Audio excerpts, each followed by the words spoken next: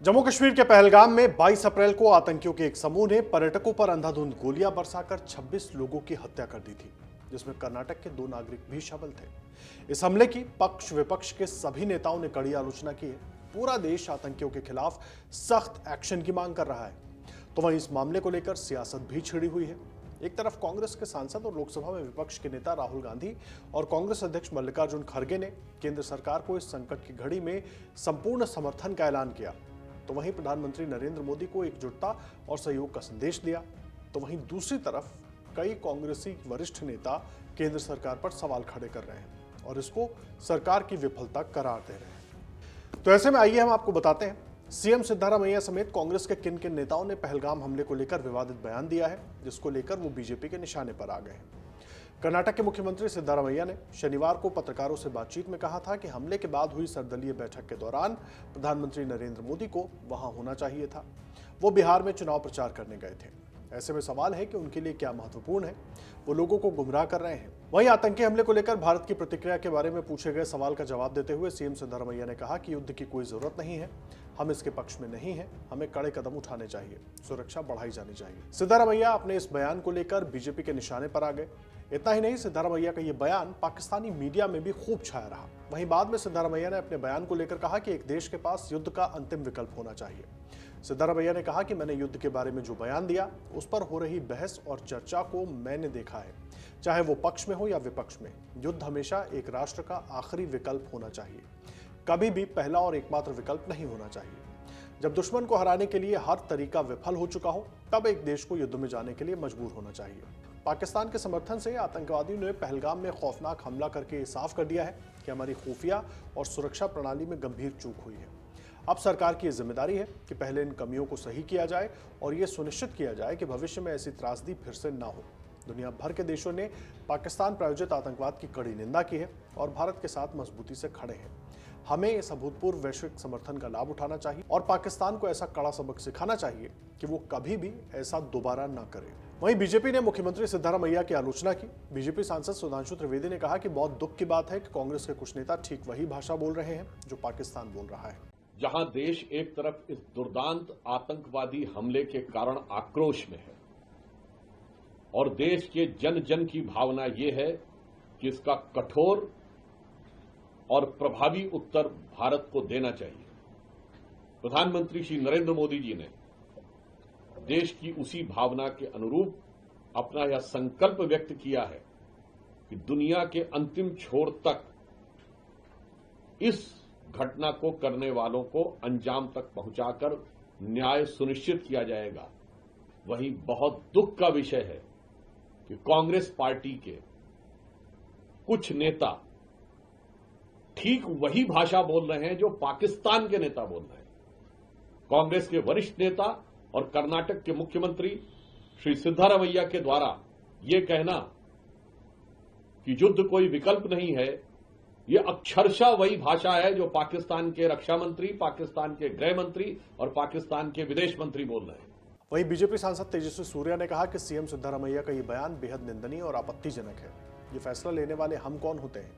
ये फैसला लेना सेना और सरकार के नेतृत्व का काम है। मुख्यमंत्री को यह समझना चाहिए कि वो एक ऐसे राज्य का प्रतिनिधित्व करते हैं जहां के 3 नागरिकों की इन आतंकवादियों द्वारा बेरहमी से हत्या की गई है। कम से कम वो कड़ी कार्रवाई की मांग तो कर ही सकते हैं।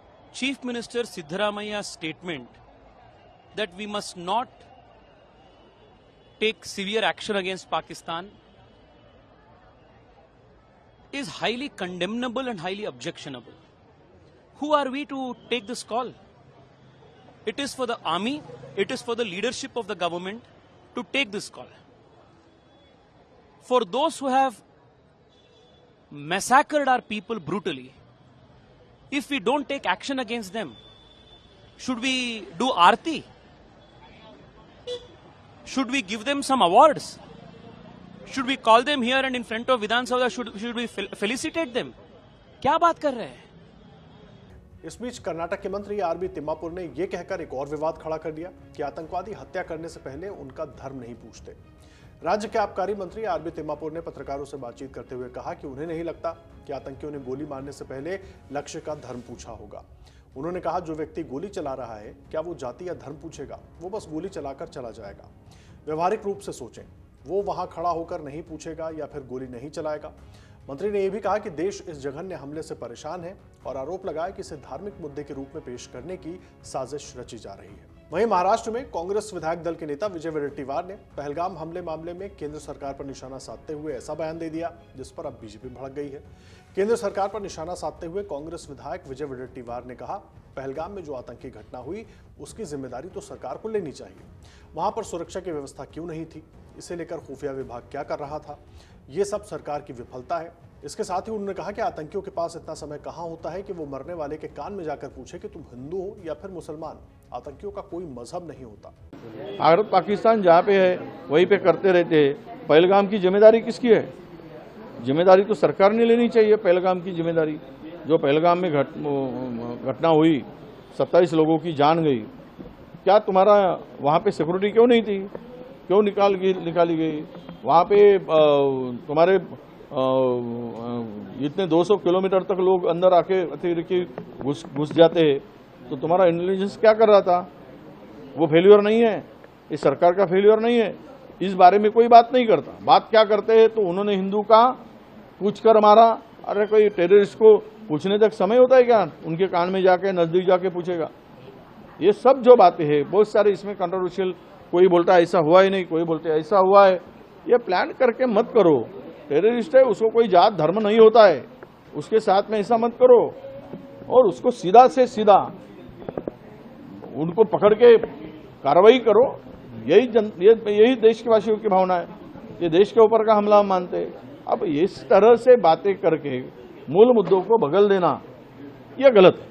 कांग्रेस नेताओं के इन बयानों पर पूर्व कानून मंत्री रविशंकर प्रसाद ने भी आपत्ति जताई है। रविशंकर प्रसाद ने कहा कि कांग्रेस नेताओं के सारे वक्तव्यों का पाकिस्तान में दुरुपयोग हो रहा है।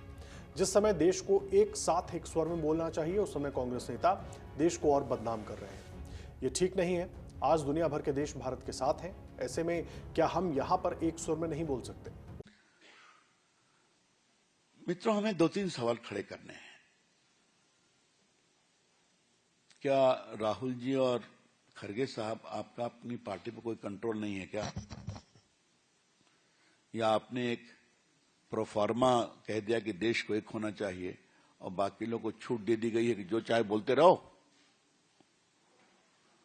और ये जरा भी सोच नहीं है कि ये सारे वक्तव्य पाकिस्तान में इसका पूरा दुरुपयोग हो रहा है, मीडिया कैंपेन हो रहा है, सोशल मीडिया भरा हुआ है। तो क्या आपके पार्टी के नेता जिस समय देश को एक स्वर में बोलना चाहिए, तो जानबूझकर देश को पाकिस्तान की नजरों में और बदनाम करने के लिए बैठे हुए हैं क्या? और आप क्या कर रहे हैं? क्या सिद्धारमैया से कोई पूछताछ की गई? क्या बाकी लोगों को कहा गया पब्लिकली माफी मांगो? किसी को कोई वार्निंग दी गई है बोलना ठीक नहीं है? कुछ नहीं। उत्तर प्रदेश सरकार में मंत्री दानिश आजाद अंसारी ने कहा कि ऐसे समय में जब देश की प्रतिष्ठा पर बात आ गई हो तो पक्ष और विपक्ष को एक साथ खड़ा होना चाहिए। लेकिन कांग्रेस के नेता इस विषय पर भी राजनीति करके अपनी ओछी मानसिकता को दर्शा रहे हैं। देखिए, अब ऐसे समय में जब देश के प्रतिष्ठा पे जब बात आती है तो मुझे लगता है पक्ष और विपक्ष को एक साथ खड़े होना चाहिए। लेकिन कांग्रेस पार्टी के नेता इसमें भी राजनीति करके अपनी ओछी मानसिकता को दर्शा रहे हैं। ये जो जम्मू कश्मीर में घटना हुई है, जो कायराना आतंकवादी जो घटना हुई है, पूरा देश, पूरा समाज इसके खिलाफ खड़ा है। और प्रधानमंत्री मोदी जी ने साफ और स्पष्ट कहा है कि हम ऐसी घटनाओं को अब तनिक भी बर्दाश्त नहीं करेंगे। और तमाम जो जल समझौते हुए उसको रद्द किया गया, एम्बेसीज पे जो कार्रवाई की गई, ये पहला कदम है। अभी और भी ठोस कदम उठने बाकी हैं, लेकिन देश के सम्मान, देश की भावनाओं के साथ किसी को भी खिलवाड़ करने की इजाजत नहीं है। वहीं दिल्ली सरकार में मंत्री आशीष सूद ने कहा कि कांग्रेस तुष्टीकरण की राजनीति की पराकाष्ठा पार कर चुकी है। वो मुस्लिम लीग का नया स्वरूप है। कांग्रेस से आप देश के संदर्भ में कोई उम्मीद न रखें। पिछले दिनों हुई सर्वदलीय बैठक में सभी दलों ने पीएम मोदी के साथ खड़ा होने का निर्णय लिया है। देखिए, कांग्रेस तो तुष्टीकरण की राजनीति की पराकाष्ठा कर चुकी है। वो मुस्लिम लीग का नया स्वरूप है। इसलिए कांग्रेस से आप कोई देश के संदर्भ में उम्मीद न रखें। जो लोग ऐसा कहते हैं उनके संदर्भ में कांग्रेस के नेता तय करें।